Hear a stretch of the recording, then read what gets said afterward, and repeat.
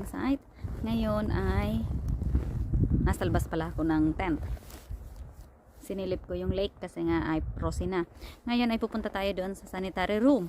Maghuhugas ako ng plato saka maglalagay ng labahan. Ipapakita ko sa inyo.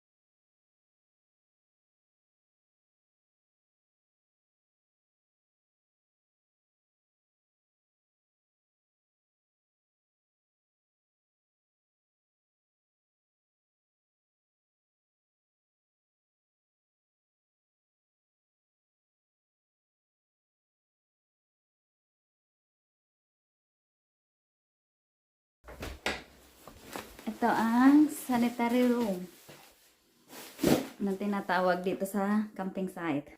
Ito yung lababo. Tapos ito yung washing. Tapos yung paggamit nila na oven.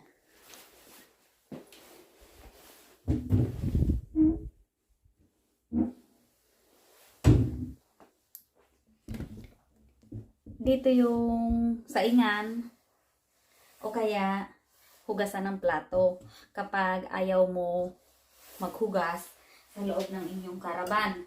Pero kami, sa loob ng karaban kami nagluluto.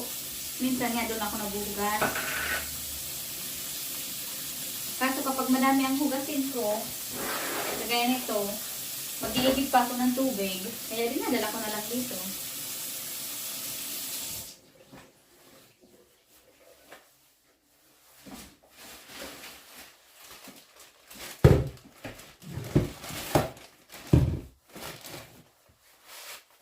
Medyo malayo-layo yung nilalakad, pero hindi naman kalayuan.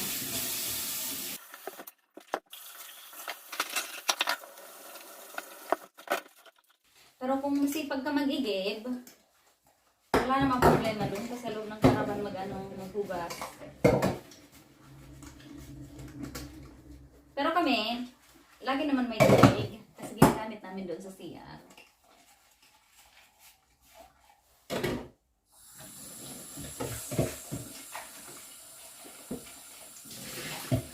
Unahan nito, yung CR na ginagamit, meron din silang CR tsaka shower.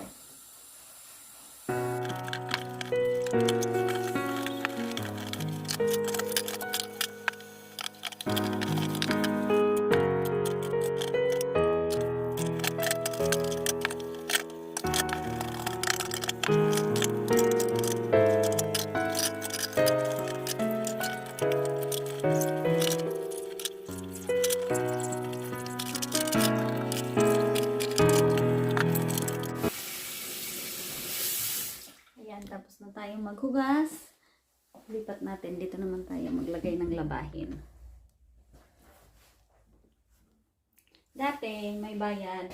Nung summer, may bayad dito. May token ba? Tapos na yung winter, diretso na siya. Wala nang token. Kasi nga, hindi naman naaasikaso nung may-ari magpunta dito. Siguro may trabaho.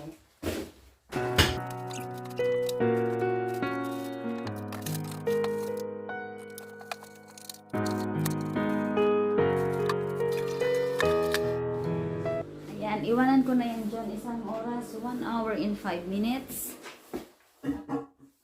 Then, pabalikan ko na lang siya mamaya.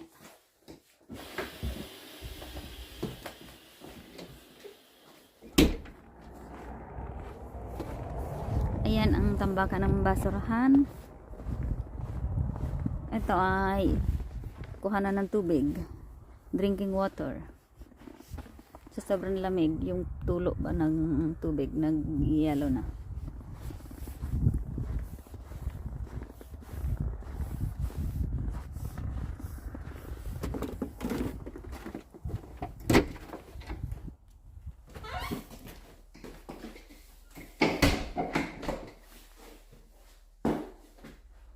Ito yung shower room.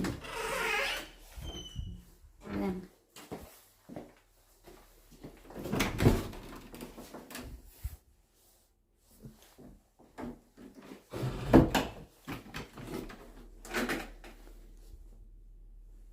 Dalawang pinto sa pangbabae.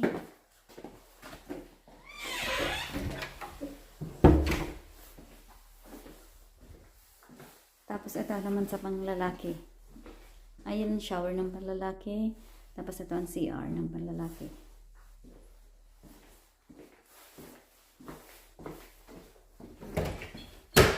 Ito ang CR ng babae. Bali, 4 na pinto. 1, 2, 3, 4. Ganyan. Simple lang siya. Pwede naman sa caravan mismo, kayo gumamit ng CR. Tapos sa likod nito ay meron doon na talagang tapunan ba? No, ano ba tawag doon? Yung box na doon sa yung box ng CR nyo sa caravan, may tapunan nito doon sa likod. Yung mga ganong itim, para-parehong kulay ay cabin na tinatawag. Tapos dito sa parting to may cabin din, ayun. Then, ayan ang iba ay caravan na.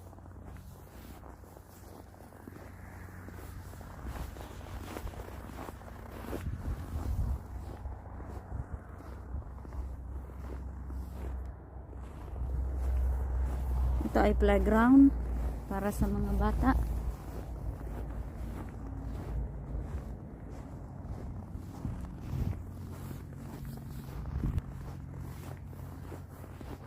Ganda naman talaga dito sa camping na to. Tapos malapit siya sa grocery sa downtown. 5 minutes lang na drive. Tapos meron din na skiing resort. Yun ay famous skiing resort dito sa Oyer.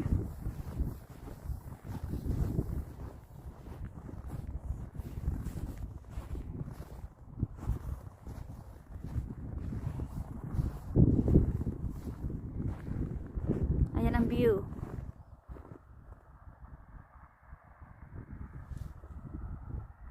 Ayun ang reception.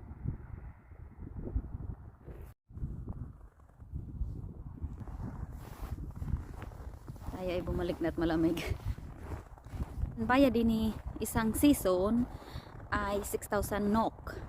Tapos, free lang doon ay 60 days para sa electricity.